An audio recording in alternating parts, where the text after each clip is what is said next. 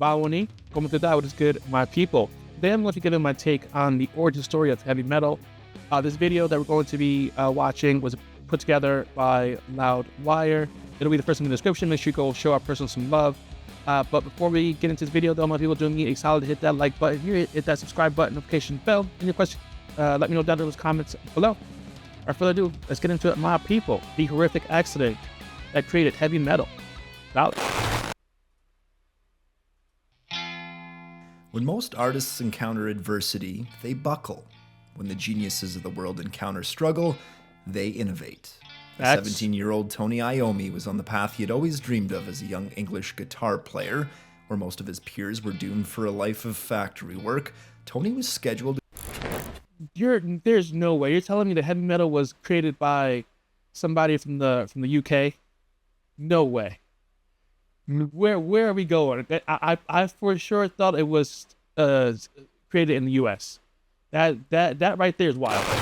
Where most of his peers were doomed for a life of factory work, Tony was scheduled to go across Europe on the first tour with his band, the Bird and Bees. Okay. On the very last shift at his job in an industrial steel mill, it came crashing to a halt. An accident permanently damaged the hand in which he needed to play the instrument he loved. Oof. For most people, they would have packed it in right there and took it as a sign that maybe the guitar wasn't the right path. Instead, Tony embraced the struggle, he worked around his limitations, and invented an approach to still play the instrument. The byproduct Tony discovered was a whole new sound coming from the guitar. That byproduct just so happened to be the creation of a whole new genre in rock music, heavy metal. No way. So, an accident birthed heavy metal. That is in itself metal, my people. That's like, if you know what metal means, right, in terms of music and how it started, like, that act is metal, my people. But I just still can't believe it started, by a sort of British instrumentalist. Like, I could have sworn it was a U.S. artist, my person. But this is a good example of how you turn lemons into lemonade. Turn an unfortunate accident into something that is bountiful, right? Because if everything happens for a reason, although I'm very sorry that happened to our guy, but like, that had to happen in order for us to be where we are in 2026, right? And beyond, right? Like, that's wild, man. It was the mid-1960s in a smog-riddled industrial town in central England. A teenage Tony Iommi was finishing his last shift as a welder before he quit the blue-collar life to pursue a dream of rock and roll stardom. His band was set to fly to Germany. He barely could believe it. It was his very last afternoon when he was told to go work this massive metal flattening machine for the first time. His coworker who normally worked that machine was a no-show, and there was no one else to do it. Tony had to push the metal into where it was being flattened, but what caught him off guard was the intense force of the press. As I'm pushing the metal through into this machine, it just came down like that on my finger, bang, and I pulled my hand back. And as I pulled it back, I pulled the ends off the fingers. Later at the hospital, Tony received devastating news. The doctors told him they couldn't repair the ends of his fingers and that his guitar-playing days were now over. Wow. The shock sent Tony into a depression. As time went by, his own efforts to play through the pain were fruitless.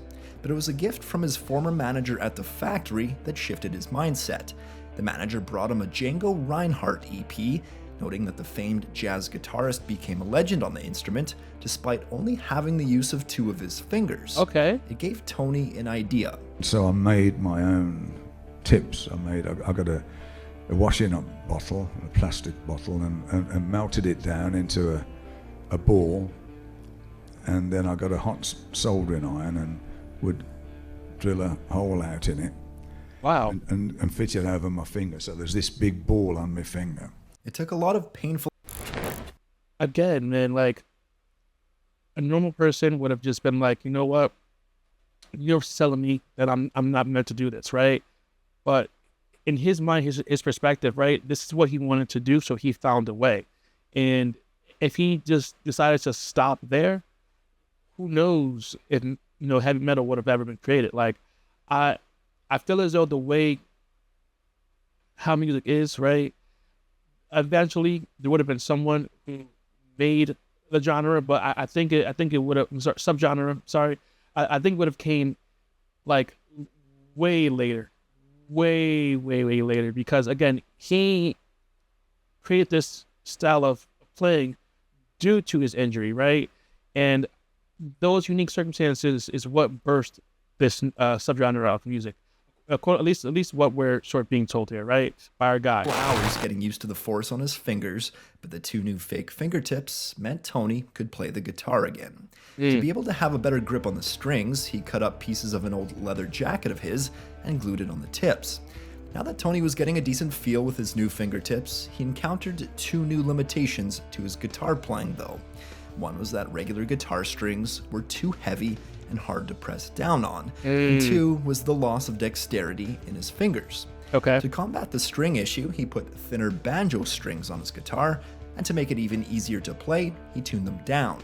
Wow. With the inability to move his fingers fast, Tony had to basically relearn the guitar from scratch. His makeshift fingertips meant he needed to make the most of the open strings and simple chord shapes. With all of these changes, it had the added effect of making his guitar sound different than usual. And that's because there's different strings. made me sort of come up with the sort of Black Sabbath thing, the sound, because trying to make the sound bigger to fill in for the full chord that I couldn't play anymore. The combination... Wait, what? Wait, he was in Black Sabbath? Wait a minute. Did I hear that correctly? Was he in Black Sabbath? Hold up. different than usual. And that's, I think, what made me sort of come up with the sort of Black Sabbath thing, the sound, because trying to make the sound bigger to fill in for the full chord that I couldn't play anymore. You know what? I totally forgot that Black Sabbath is not a U.S. name. I'm used to seeing the Osbournes back in the day on MTV, you know, Sharon, like...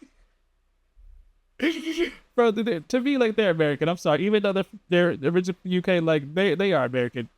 You know, R.I.P. Ozzy Osbourne, and legend. The combination led to an aggressive, raw, and fat sound, an invented sound that would become part of the framework for Tony's next band, Black Sabbath, and an invented sound that some call the birth of heavy metal.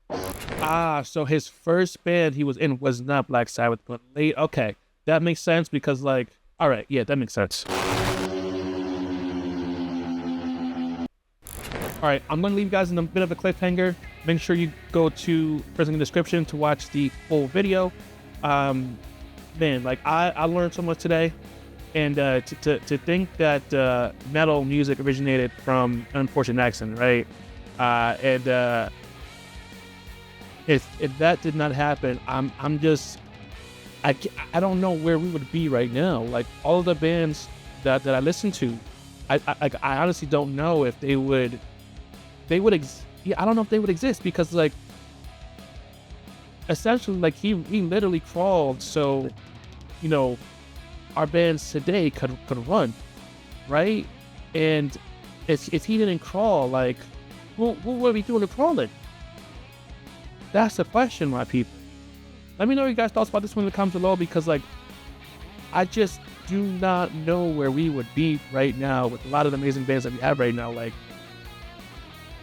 because I know a lot of them are inspired by Black Sabbath, man. So, listen, my people, don't leave it out. Let me know your thoughts on this one, because I really do want to read them. Because I just can't picture it. Can't picture it right now. But maybe you guys can help me with that. But yeah, thank you so much for watching. I'll see you in the next one. Peace.